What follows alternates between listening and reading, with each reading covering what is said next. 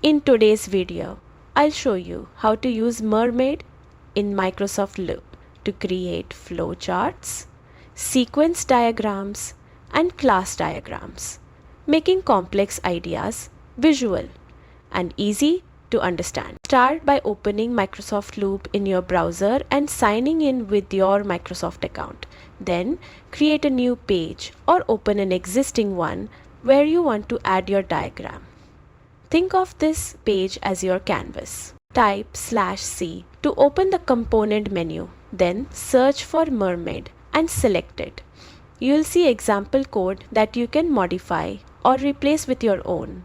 Microsoft Loop will automatically render your code into a visual diagram right on the page. You can tweak the code anytime to refine your chart, ensuring your visuals are exactly how you want them.